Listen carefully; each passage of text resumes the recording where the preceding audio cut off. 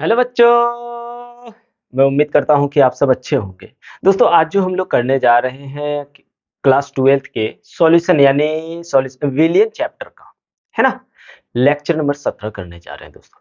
हम लोगों ने इससे पहले लेक्चर नंबर 16 तक कर लिया था और ये अनुसंख्यक गुण का लास्ट टॉपिक बचा है दोस्तों। क्या बचा है? परासरण दाब।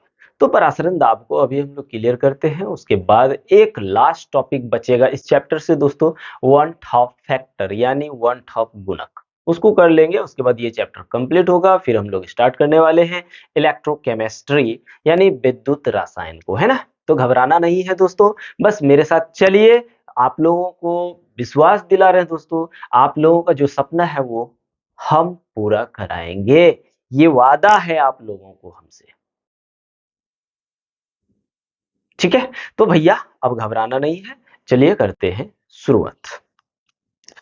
तो भाई हम लोग जो करने जा रहे हैं वो करने जा रहे हैं परासरण दाब। परासरण दाब यही है ना चौथा अनुसंख्यक गुण, बिल्कुल यही है। इसको हम लोग बोलते हैं ऑस्मोटिक, ऑस्मोटिक प्रेशर, ठीक है। ऑस्मोटिक प्रेशर याद रखना दोस्तों। अगर मनुष्य को खुद पर विश्वास ना होना दोस्तों, तो याद रखना वो कभी सफल नहीं हो सकता। इसलिए पहले खुद पर विश्वास करो। जिस दिन आप खुद पर विश्वास करोगे ना, आप कोई बड़ा से बड़ा एग्जाम आप आराम से निकाल सकते हो। लेकिन सबसे पहले आपको खुद पर विश्वास करना होगा। तो चलिए भैया करते हैं शुरू। पहले क्या करना है? खुद पर विश्वास करना है प्यारे बच्चों, नहीं तो फिर गड़बड़ ही गड़बड़ होगा। तो चलिए भैया परासरण दाब को हम लोग समझते हैं, लेकिन एक छोटी मोटी बात बता देना चाहते हैं दोस्तों। परासरण दाब को आप तब तक नहीं समझ सकते हैं जब तक आप अर्ध पारगम्य झिल्ली को नहीं समझेंगे, ठीक है। अर्ध पारगम्य झिल्ली, इसको हम लोग बोलते हैं दोस्तों इंग्लिश में सेमी परमेबल मेम्ब्रेन, ठीक है। Semi permeable membrane. परमेबल का मतलब क्या होता है कि कोई झिल्ली है, कोई परत है जिसमें से कुछ कणों को पास होने का क्या करता है? परमिशन देता है कि भाई तू पास हो जा, तेरे को पास होने देते हैं। तो हम लोग अभी पहले क्या समझना है? अर्ध पारगम्य झिल्ली। तो आइए एक एक्सपेरिमेंट से समझते हैं कि अर्ध पारगम्य झिल्ली क्या होता है। मान लीजिए ये एक कंटेनर है, ठीक है। ये एक कंटेनर है, यहां बीच में एक परत हमने डाला, एक झिल्ली डाला हुआ है। क्या डाला हुआ है? ये जो डाले हैं ना, ये बीच में जो लगा है ना, इसी को बोलते हैं अर्ध पारगम्य झिल्ली। अर्ध पारगम्य झिल्ली, ठीक है। अर्ध पारगम्य झिल्ली, शॉर्टकट में इसको एसपीएम बोल सकते हैं, एसपीएम, ठीक है। अब मान लीजिए यहां पे हमने विलायक डाला हुआ है। क्या है? केवल विलायक। और विलायक खाली डाले हैं तो इसका मतलब ये शुद्ध है। क्या है? शुद्ध है, प्योर है। इसको हमने वाटर बोल लिया, जल बोल लिया, ठीक है। समझिए बात को। अब यहां पे हमने विलियन लिया। विलियन क्या लिया दोस्तों? विलियन। इसमें से समुद्री जल है, समुद्री जल है, ठीक है। अब क्या है कि इसमें बहुत छोटे छोटे छिद्र हैं, बहुत सारे छोटे छोटे छोटे छोटे छिद्र हैं, ठीक है। इन छिद्रों से विलायक के कण, विलायक के कणों को जब ये पास होने दे देगा, विलायक के कणों को ये क्या करता है? पास होने दे देता है। इसी को हम लोग बोलते हैं अर्धपारगम्य झिल्ली। आइए इसको लिख लेते हैं, अभी घबराना नहीं है, बहुत डीपली में इस चीज को समझना है प्यारे बच्चों। तो भैया इसको हम लोग थोड़ा सा डिफाइन कर लेते हैं, लिखेंगे ये वे झिल्लियां होती है, झिल्लियां होती है जो अपने में से विलायक के अणुओं को गुजरने देता है। सबसे पहली बात तो यहां पे समझिए कि ये एक झिल्ली है, उन झिल्लियों से केवल किसको गुजरने देता है? विलायक के अणुओं को गुजरने देता है। विलेय के अणु को क्यों नहीं गुजरने देता है, इसके बारे में भी अभी एकदम डिटेल से जाएंगे। दूसरी बात याद रखना दोस्तों, ये जो होता है ना, ये सतत चादर के रूप में होता है। ये सतत चादर के रूप में होता है, जिनमें बहुत सूक्ष्म, क्या, बहुत सारे छोटे छोटे छिद्र होते हैं, बहुत सूक्ष्म छिद्र होते हैं। क्लियर? इसको हम लोग क्या बोलते हैं? इसको हम लोग अर्धपारगमी झिल्ली कहते हैं। ठीक है, ये अर्धपारगमी झिल्ली से विलेय के कण नहीं गुजर सकते हैं। लिखेंगे इसमें से विलेय के अणु नहीं गुजर सकते हैं। अब समझिए थोड़ा सा, अगर यहां से नहीं समझ में आ रहा है तो घर में देखे होंगे चाय बनाता है, चाय बनाता है कि नहीं, पहले इस तरह से समझ लीजिए ना। चाय बनाता है, तो जब चाय बनाते हैं तो उसमें चाय पत्ती डालते हैं कलर के लिए, और चाय पत्ती नहीं डालोगे तो फिर वो चाय हुआ ही नहीं, वो उसमें वो स्वाद मिलेगा ही नहीं। तो हम लोग क्या करते हैं, जैसे ही हम लोग उसमें चाय डालते हैं, चाय बन गया, चाय बनने के बाद हम लोग क्या करते हैं, एक छन्नी लेते हैं कि नहीं, एक छन्नी लेते हैं और उसमें चाय को डाल देते हैं। चाय को डालते हैं तो उस छिद्र में से केवल चाय यानी विलयन के कण नीचे जाते हैं। उसके बाद देखिएगा चाय के पत्ती ऊपर रह जाते हैं। क्यों रह जाते हैं भैया? क्योंकि चाय के पत्ती जो होते हैं, चाय के पत्ती के कण बड़े बड़े होते हैं, जबकि चाय चाय पीने वाला चाय जो होते हैं उनके छोटे छोटे कण होते हैं, तो उन छिद्रों से वो तो निकल जाता है, लेकिन चाय के पत्ती थोड़ा बड़े बड़े आकार के होने के कारण उन छिद्रों में से गुजर नहीं पाता है। तो यही बात है, यहां पे जैसे हमने समुद्री जल लिया, समझिए बात को, समुद्री जल लिया तो समुद्री जल लेने के कारण इसमें विलेय भी होगा, जब विलयन है तो विलेय भी होगा कि नहीं? एकदम विलेय होगा। अब विलेय यदि है तो इसका कण क्या होगा? कण बड़ा होगा, जबकि विलायक के कण क्या होगा दोस्तों? छोटा होगा। अब बोलो इस छिद्र में से जो छोटा कण है वही पास होगा ना, बड़ा कण तो पास नहीं होगा। ठीक है, इसलिए ये झिल्ली जो होता है केवल विलायक के अणु को क्या करता है? गुजरने देता है, जबकि विलेय के अणु को गुजरने नहीं देता है। क्यों नहीं विलेय के अणु को गुजरने देता है प्यारे बच्चों? क्योंकि विलेय के कण बड़े बड़े होते हैं। समझ में आया भैया? तो समझ में आ गया ना? अब यहां पे आइए इसी चीज से समझते हैं एक चीज, ध्यान दीजिएगा भैया। ये अर्धपारगमी झिल्ली जो है, ये अर्धपारगमी झिल्ली जो है, ये क्या कर रहा है?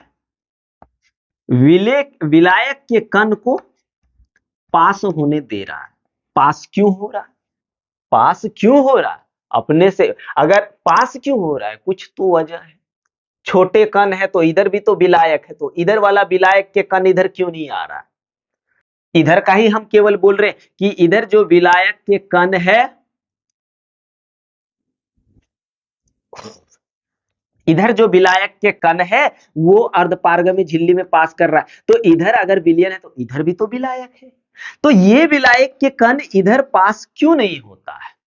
इसका एकदम बहुत अच्छा से करने वाले हैं। थोड़ा सा स्क्रीनशॉट लीजिए ना, हम मिटाते हैं, बढ़िया से ग्राफ बना करके समझाएंगे। ले लिए? आइए,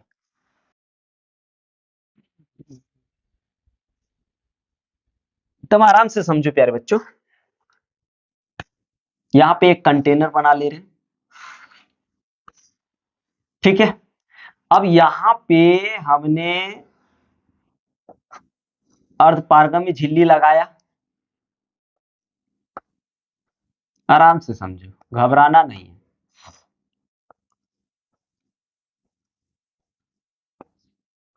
बहुत सारा छिद्र है, ठीक है। यहाँ पे हमने शुद्ध जल लिया, क्या लिया? शुद्ध जल लिया, शुद्ध जल, ठीक है, प्योर वाटर।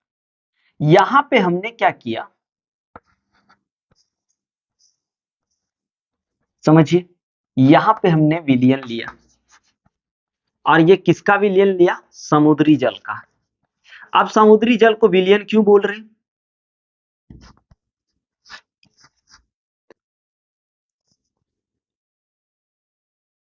अरे यार, समुद्री जल को हम लोग क्यों विलयन कर रहे हैं? क्योंकि इसमें आप जानते हैं नमक मौजूद होता है, NaCl मौजूद होता है कि नहीं? NaCl जो विलय के रूप में होता है प्यारे बच्चों, बिल्कुल होता है। उसके साथ समुद्री जल भी होता है, जल भी होता है जो विलायक के रूप में काम करता है, ठीक है, क्लियर है इधर? अब यहां पे आप देखिए, जब हम लोग ऐसे भी कंसंट्रेशन टर्म में पढ़े हैं, सांद्रता की पदों में पढ़े हैं कि जिसमें विलय की मात्रा जितना होता है उसकी सांद्रता उतना अधिक होती है। तो अगर आपको बोलेंगे कि किसकी सांद्रता ज्यादा है, तो आप बोलेंगे कि सर इस विलयन की सांद्रता उच्च है। सांद्रता क्या है दोस्तों? अधिक है, ठीक है। और इसकी सांद्रता अगर आप बोलोगे तो सांद्रता क्या है? निम्न सांद्रता है, या सांद्रता कम है इसका, है कि नहीं? सांद्रता कम है, ठीक है। उसके बाद अब थोड़ा सा समझिए, ध्यान दें। तो भैया क्या होता है कि निम्न निम्न सांद्रता वाले जो भी चलो यहां जल लिए हुए हैं, विलायक है, तो निम्न सांद्रता वाले विलायक जो होगा अधिक सांद्रता की ओर ट्रेवल करेगा। किधर? अधिक सांद्रता की ओर ट्रेवल करेगा। तो ये अर्धपारगम्य झिल्ली क्या करेगा? ये कम सांद्रता कम सांद्रता वाले विलायक को अपने अपने झिल्ली में से, अपने छिद्र में से गुजरने देगा। जैसे ये गुजरने लगेगा, तो मान लीजिए जैसे गुजरेगा भाई, तो इसका क्या होगा? थोड़ा ये ज्यादा बढ़ना शुरू हो जाएगा। बढ़ेगा कि नहीं बोलिए? बिल्कुल बढ़ेगा। बढ़ेगा मेरे प्यारे बच्चों, एकदम बढ़ेगा, एकदम बढ़ेगा, ठीक है। चलिए, बहुत बढ़िया बात है। अब ये जब बढ़ना शुरू हो जाएगा ना, तो यहाँ पे क्या हो रहा है? अर्धपारगम्य झिल्ली से जल के कण यानी विलायक के कण, विलायक के अणु अपने आप क्या हो रहा है? पार हो जा रहा है। अपने आप क्या हो रहा है दोस्तों? पार हो रहा है। अपने आप पार होना, इस प्रोसेस को, इस प्रक्रिया को हम लोग बोलते हैं परासरण। क्या बोलते हैं? परासरण बोलते हैं मेरे प्यारे बच्चों, परासरण बोलते हैं। या फिर आप अगर ऐसे भी देखोगे, ये शुद्ध जल है तो जल की मात्रा इसमें अधिक होगा। क्या होगा? जल की मात्रा अधिक होगा, जबकि दोनों हम लिए थे समान, ऐसा नहीं कि कम बेसी लिए हैं, चलो समान लिए, तब इसकी जल जल की मात्रा इसमें क्या होगा? मात्रा अधिक है, और इसमें जल की मात्रा कम होगी, क्योंकि इसमें विलय भी तो मौजूद है। जल की मात्रा कम है। और आपको पता है कि अगर मान लीजिए ये एक घड़ा है, आप ऐसे भी समझो, अब इसमें हमने जल भरा हुआ है, जल भरा हुआ है, ठीक है भाई। या फिर एक काम करो, यहां अधिक जल है और ये ऐसे है, तो ऊपर से किधर जाएगा, नीचे की ओर जाएगा, अधिक से कम की ओर जाएगा, जाएगा कि नहीं। तो ये क्या होगा, इसकी मात्रा अधिक होने के कारण जल की मात्रा जिधर कम होगी उधर ये गति करेगा। या फिर आप ऐसे भी कह सकते हैं कम सांद्रता से उच्च सांद्रता की ओर ये गति करेगा। और जब कम सांद्रता से उच्च सांद्रता की ओर गति करेगा तो उसे हम लोग परासरण कहेंगे। अभी देखिए परासरण कहेंगे, यहीं से इस चीज को अब समझ में आएगा। परासरण समझिए, जिसको हम लोग बोलते हैं ऑस्मोसिस। ठीक है, थोड़ा डिफाइन अब यहीं से कर लेते हैं। लिखेंगे विलायक के अणु, विलायक के अणु कम सांद्रता से, कम सांद्रता से अधिक सांद्रता की ओर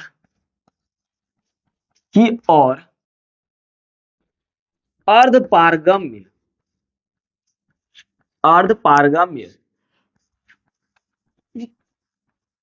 झिल्ली द्वारा, अर्धपारगम्य झिल्ली द्वारा स्वतः प्रवाह को क्या बोलेंगे, परासरण।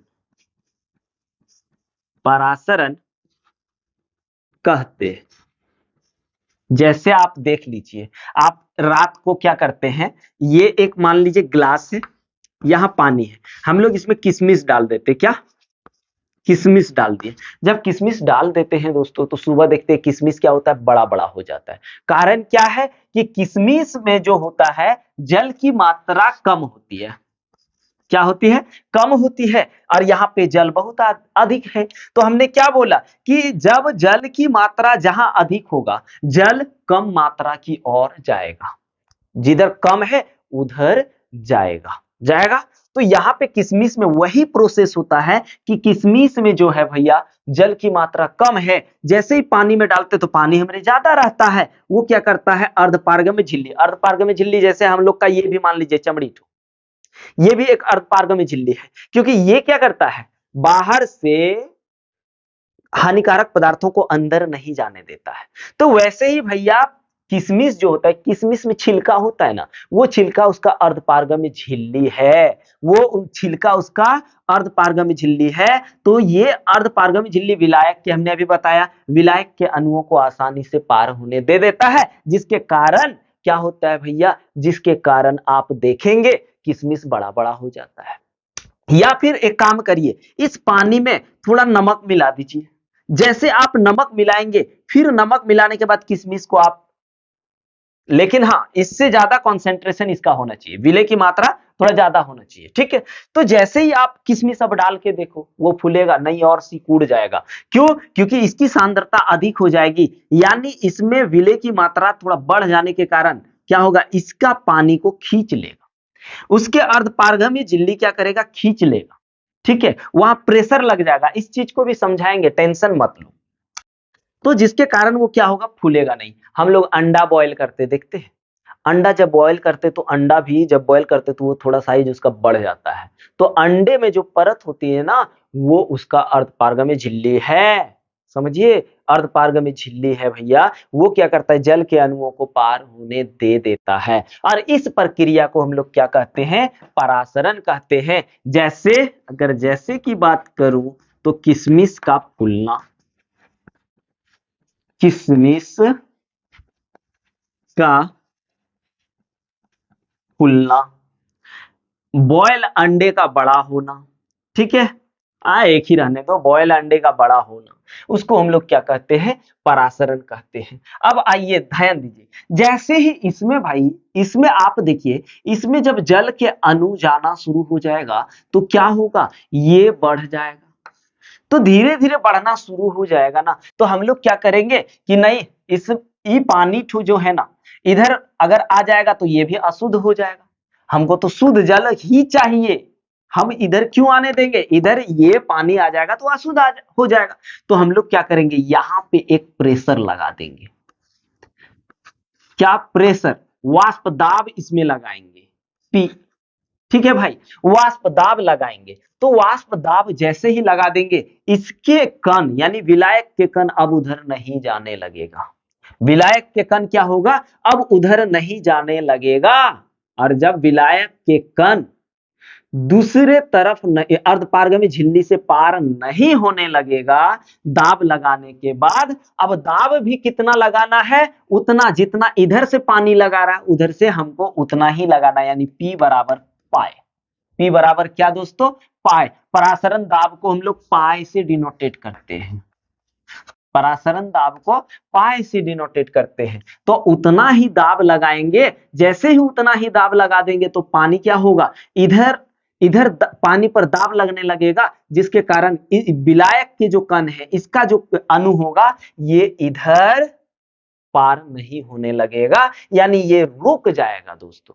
और थोड़ा सा ज्यादा लगा देंगे तो फिर इधर वाला जो जल है वो इधर आना शुरू हो जाएगा, इधर के विलायक इधर आना शुरू हो जाएगा। इस चीज को भी बढ़िया से समझेंगे, घबराइए नहीं। तो यहाँ पे उम्मीद है कि परासरण आप लोगों को समझ में आ गया होगा। तो आइए अब हम लोग परासरण दाब को थोड़ा सा डिफाइन कर लेते हैं। ठीक है, समझ में आया परासरण दाब किसको बोलते हैं, कि जैसे ही दाब लगाए उतना दाब, कि इधर से मान लीजिए पानी जा रहा था ऊपर, हम उतना ही दाब लगा दिए कि अब पानी को ऊपर नहीं जाने देगा। तो क्या हुआ, इस विलायक के कण अणु जो होंगे इस अर्धपारगमी झिल्ली से अब नहीं गुजरेगा। तो जो दाब लगाया गया ना उसी दाब को बोलते परासरण दाब बोलते प्यारे बच्चों। तो आइए अब हम लोग करते हैं परासरण दाब। ठीक है, चलो परासरण दाब लिखेंगे, यह वह दाब होता है, वह दाब होता है जो विलायक विलायक के अणुओं का अर्ध पारगम्य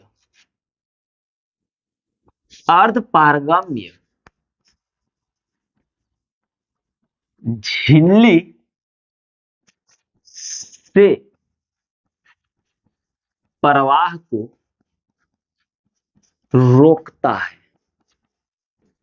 उससे परासरण दाब कहते हैं। परासरण दाब को हम लोग किससे सूचित करते हैं दोस्तों, P से। और जो अप्लाई आरोपित दाब के बराबर होता है। क्या होता है, जब ये इक्वल होगा तो परासरण को ये क्या कर देगा, रोक देगा। ठीक है प्यारे बच्चों, लेकिन यहाँ पे एक चीज दोस्तों, इस चीज को तनु विलयन के लिए थोड़ा सा देखिए, तनु विलयन के लिए एक्सपेरिमेंटली यानी प्रायोगिक तौर पर पाया गया कि परासरण दाब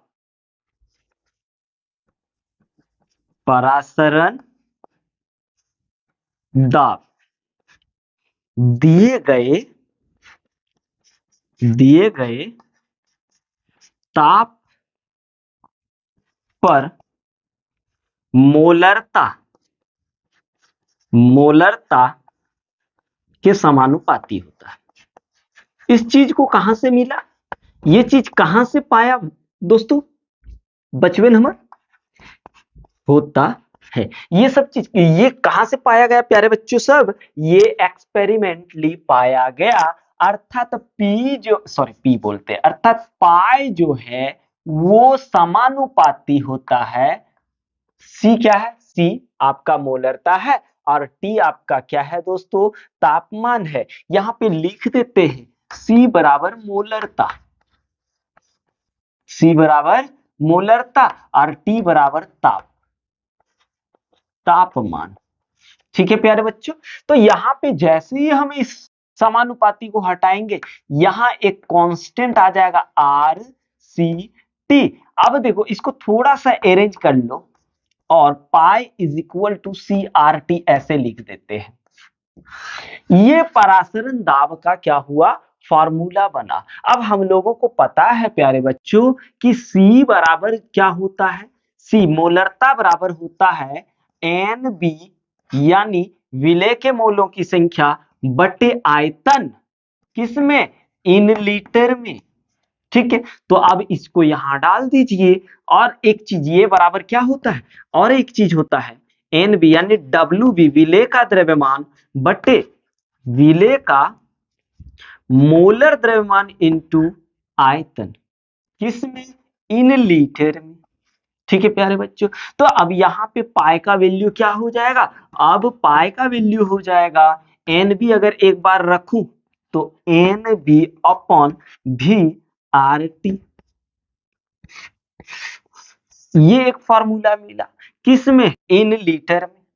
यही है ना, इसी चीज को हम लोग ऐसे भी एक बार कर सकते हैं। और पाई बराबर n b is equal to डब्ल्यू बी, फिर r t upon M B into भी, यहां कर दीजिए इन लीटर।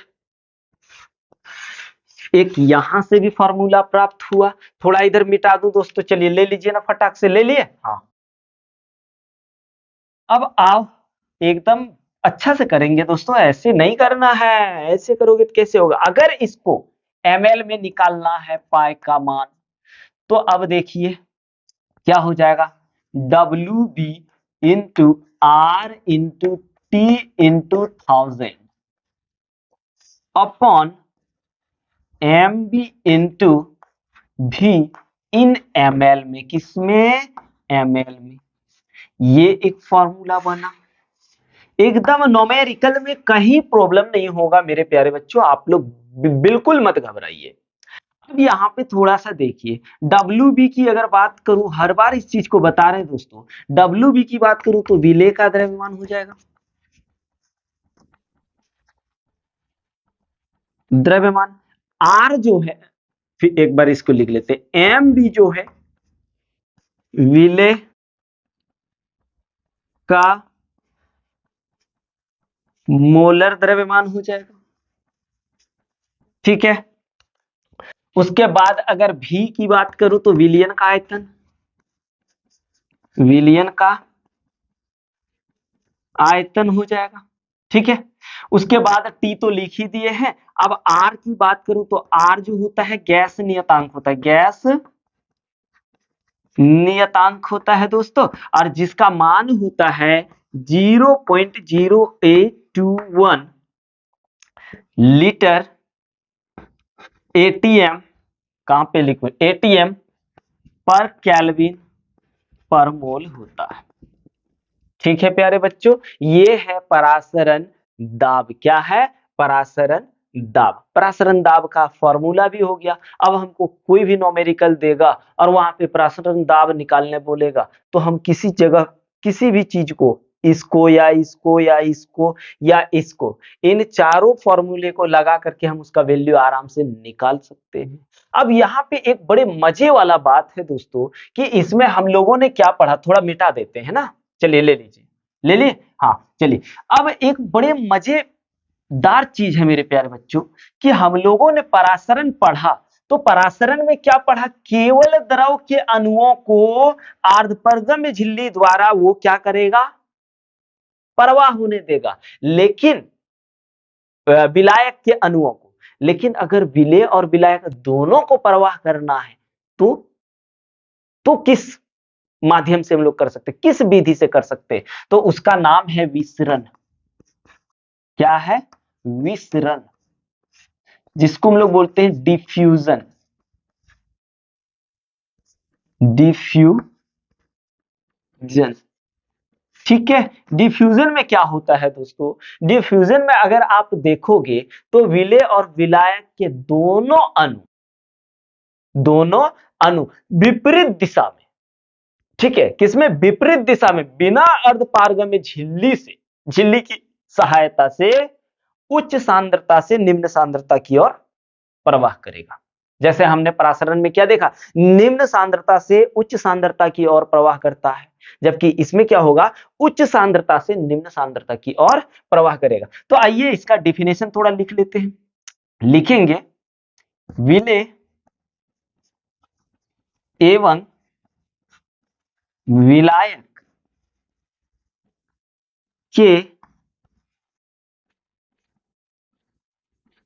अणुओं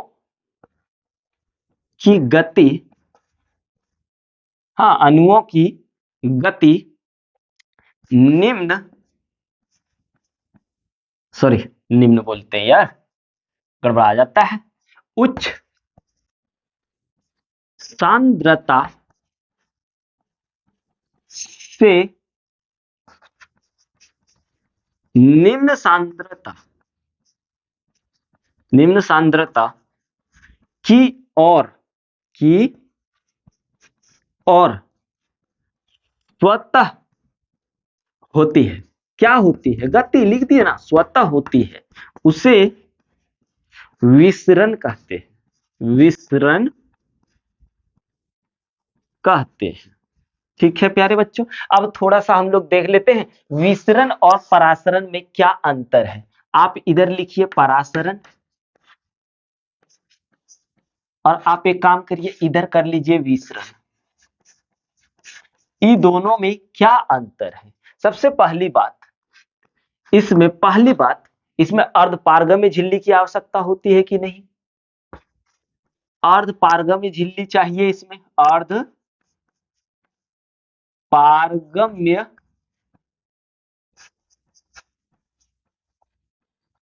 झिल्ली चाहिए इसमें, जबकि इसमें नहीं चाहिए। समझ रहे हैं? जबकि इसमें अर्धपारगम्य झिल्ली की आवश्यकता बिल्कुल नहीं होती है। ठीक है, हम शॉर्टकट थोड़ा लिख दे रहे हैं, आप लोग खुद से करिए। अर्धपारगम्य झिल्ली की आवश्यकता इसमें होती है विलायक के अणु को जाने के लिए, जबकि इसमें विलेय या विलायक के अणु को जाने के लिए कोई अर्धपारगम्य झिल्ली की आवश्यकता नहीं होती है। दूसरी बात, इसमें गति जो होता है प्यारे बच्चों,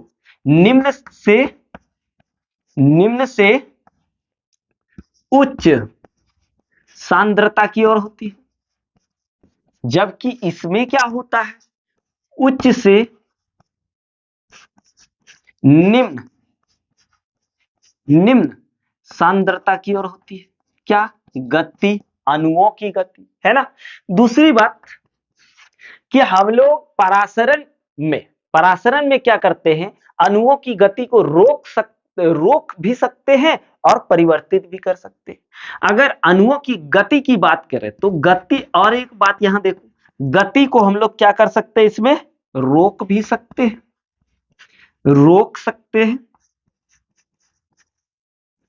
तथा परिवर्तित यानी दूसर दिशा में भी कर सकते हैं,